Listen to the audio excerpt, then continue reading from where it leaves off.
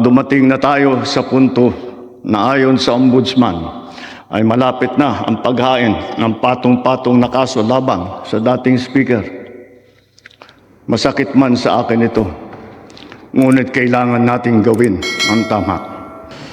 Mga kababayan ko, naririto ako muli upang tuparin ang ating katungkulan at magbigay ng ulat sa inyo tungkol sa estado ng ating bansa at sa mga ginagawa ng inyong pamahalaan. Isang taon na ang nakalipas mula noong huli akong tumayo rito upang ilantad ang katiwalian na nadiskubre namin sa mga flood control project. Gaya ng aking ipinangako sa inyo, nagsagawa tayo ng malawakan at malalimang investigasyon na walang pagkikiling kahit kanino man. Masusi nating sinuri at sinundan kung saan tayo itinuro ng ebidensya. Lahat ng kailangang gawin ay ginawa natin upang matuntun ang punot dulo. Mayroon ng mga unang nakasuhan at nakulong, mga kontratista, matataas na opisyal, pati na mga mambabatas. At dumating na tayo sa punto na ayon sa Ombudsman ay malapit na ang paghain ng patong-patong na kaso labang sa dating speaker. Masakit man sa akin ito, ngunit kailangan nating gawin ang tama. Hindi ako pangulo ng aking pamilya. Hindi ako pangulo ng aking kaibigan.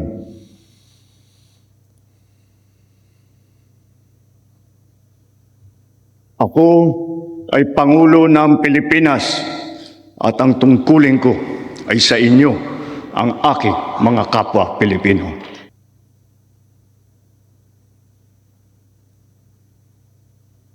Kaakibat ng mga naisampang mga kaso, tiniyak ng inyong pamahalaan na mababawi mula sa mga nagsabwatan ang nakuha nilang pera ng taong bayan. Gayon din, pinigilan natin ang paglabas ng pera ng bayan na ipambayad pa dapat sa mga depektibo, peke o guni-guning mga proyekto at mapupunta lamang sa mga bulsa ng mga tiwalaing kontraktor at opisyal. Halos 25 bilyong piso ang halaga ng nabawi, frozen at napreserbang mga pera at ari-arian ng mga akusado.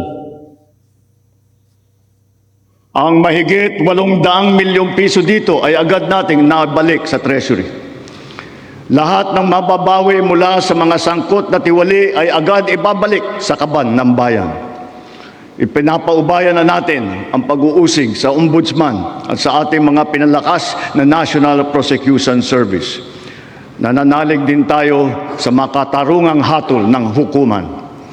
Makakaasa kayo na ang gulong ng hustisya ay tumatakbo.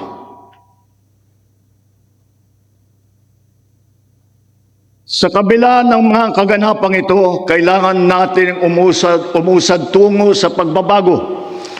Nakatulong ang lahat ng mga ulat at hinaing ninyo sa isumbong na Pangulo, ang inyong pagbabantay at pakikialam sa pamahalaan ay ang susi sa paglaban sa katiwalian. Ang reforma sa DPWH ay nagsimula na. Nagpasok tayo ng mga bagong graduate kasama ang mga tuwid at maasahang mga job order at contract of service. Bukod sa mga flood control project, lahat ng mga proyekto ay sinuri at tiniyak na talagang kinakailangan at maayos mula sa plano, presyo hanggang pagpapatupad. Para walang overpricing, sinigurado natin na ang mga materyales ay ayon sa presyo sa merkado.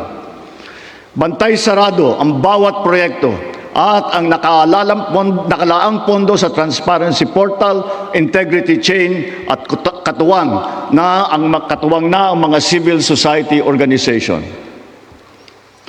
Mula nung tumama sa ating bansa ang epekto ng giyera sa gitnang silangan, nagdeklara tayo agad ng State of National Energy Emergency.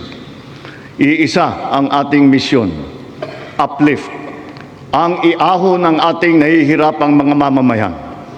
Ang lahat ng mga ahensya ay inatasang magtipid at pagtuunan mabuti ang mga programa na mas mahalaga sa pagtugon sa mga epekto ng krisis. Ibinuhos natin ang pondo kung saan karapat-dapat at mas kinakailangan sa mga pangunahing serbisyong ramdam at tiyak na makakatulong sa ating mamamayan. Ang pera ng taong bayan na muntik mapunta sa bulsa ng mga tiwaling opisyal ay naisalba natin. At sa halip na magamit natin ay nagamit natin sa mabuti at para sa tunay na kapakanan ng mamamayan. Ibinaba natin ang karagdagang halos 58 bilyong pisong pondo sa mga lokal na pamahalaan para mas mabilis at mas malawak ang paglingap sa taong bayan. Mataas ang tiwala at kumpiyansa natin sa mga lokal na pamahalaan. Ito ay paghahanda na rin para sa mas marami at mas malawak na serbisyo para sa kanilang mga nasasakupan. Nagsimula tayo doon sa mga direktang naapektuhan ng kaguluhan. Ang pagsaklolo sa ating mga kababayang OFW na naipit sa digmaan. Mahalagang misyon ito ng pamahalaan. Gayong lagpas 2.2 milyong Pilipino ay naghahanap buhay sa Middle East. Simula nung naputok ang gera, mahigit 12,000 kababayan natin ang ating naiuwi sa bansa na ligtas. Mahigit 140,000 OFW naman ang ating nabigyan ng sari-saring tulong sa gitna ng kaguluhan sa Middle East. Tulad ng pagkain, tulong pinansyal, pagpapagamot at masisilungan. Pag-uwi sa Pilipinas, sila ay ating tinulungan upang makapagsimula muli sa pagpahanap buhay sa pamamagitan ng Action Fund at OWA Kabuhayan Program. Ang iba naman ay nilapit natin sa peso o kaya'y sinama natin sa bayanihan para sa balikbayang manggagawa job fair. Samantalang ang iba ay tinulungan natin makapaghanap buhay muli sa ibang bansa. Bukod sa kanila, ang mga magbabalik natin mga gurong OFW ay papasok na sa mga public school natin kung saan sila ay higit na kinakailangan. Dahil dito sa Pilipinas, sila ang ma'am at saka ang sir. Patuloy ang ating ugnayan sa iba't ibang bansa at ang suporta natin sa mga OFW para sa kanilang kaligtasan. Lalo na at may mga kababayan tayong nasawi o hanggang ngayon ay nawawala sa Middle East. Pangalawa, bunga ng ating magandang ugnayan sa iba't ibang bansa. Natiyak nating sapat ang supply ng langis para sa ating pangangailangan. Sa kabila ng pagsara ng Strait of Hormuz ay nagawa natin makabili at makapag-angkat mula sa ibang pagkukunang bansa tulad ng Japan, South Korea, Oman, India, maging sa Russia, pati na sa China. Dahil sa mga ito, natiyak natin na sapat ang supply ng bansa na tatagal hanggang halos 2 buwan. Nakipag-usap din tayo sa Iran para sa kaligtasan ng ating libo-libong mga kababayang tripulante na nasa Strait of Hormuz.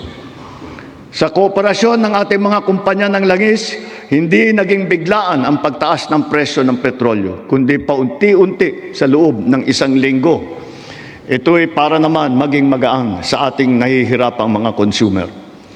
Nagtakda rin tayo ng sunod-sunod at malalaking mga price rollback na kailangan tuparin ng mga kumpanya ng langis.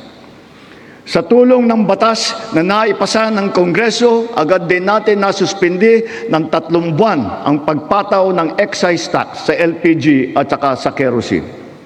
Bukod dito, agad din natin nilimitahan ang pagtaas ng presyo na inaangkat nating bigas. Inaresto at kinasuhan din natin ang mga nahuling nagsasamantala sa kabila ng pagdurusa ng taong bayan habang may state of energy emergency. Lahat ng posibleng gawin para mababa ang presyo at mapabagal ang pagtaas nito, ginawa natin. Marami ang naapektuhan o kaya nawalan ng trabaho sa panahong ito. Kaya tuloy-tuloy ang pagsasagawa natin ng mga job fair sa buong bansa. Nitong Mayo 1, araw ng paggawa at kasagsagan ng mataas na presyo ng krudo, nagsagawa tayo ng halos 100 job fair, kung saan halos 300,000 trabaho ay pinagbigay alam natin sa publiko. Sa isang araw ng job fair na ito, lagpas 6,000 Pilipino ang hired on the spot. Dito rin natin ipinamahagi ang mga sweldo para sa mahigit 100,000 benepisyaryo at nagtatrabaho sa ilalim ng dilip at tupad ng DOLE.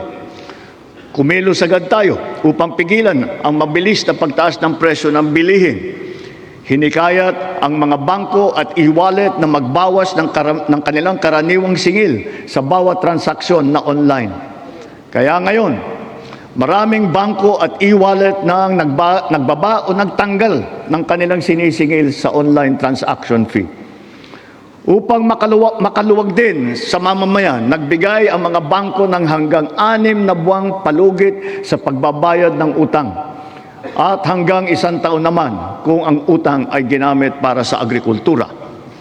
Ganito rin ang ginawa ng GSIS at SSS para sa mga utang ng mga miyembro nito, pati na ang NHMFC para sa mga umutang ng murang pabahay at ng Pag-ibig Fund para sa mga naapektuhan na OFW.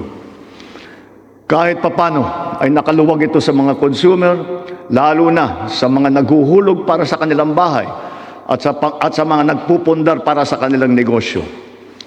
Sa panahon na lumiit ang kita dahil sa mataas ng mga presyo, mahigit 26,000 toneladang bigas ang binigay sa mahigit 2.5 milyong pamilya.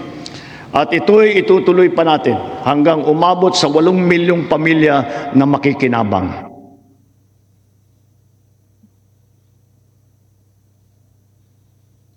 Patuloy pa rin ang programang Benteng Bigas Meron Na. Ito'y nakakapagbigay ginhawa sa mahigit 12 milyong Pilipino sa buong bansa. Ang mahigit 800 nating kadiwa ay nasa buong Pilipinas ay sabay pa rin nakakatulong sa mga namimili at sa mga magsasaka at mangingisda na direktang nakakapagtinda ng kanilang mga produkto. Nagbigay din tayo ng suporta sa halos 2 milyong magsasaka at mangingisda sa kasagsagan ng mataas na presyo ng langis sa ilalim ng Presidential Assistance to Farmers, Fisherfolk and Families o yung tinatawag na PAF.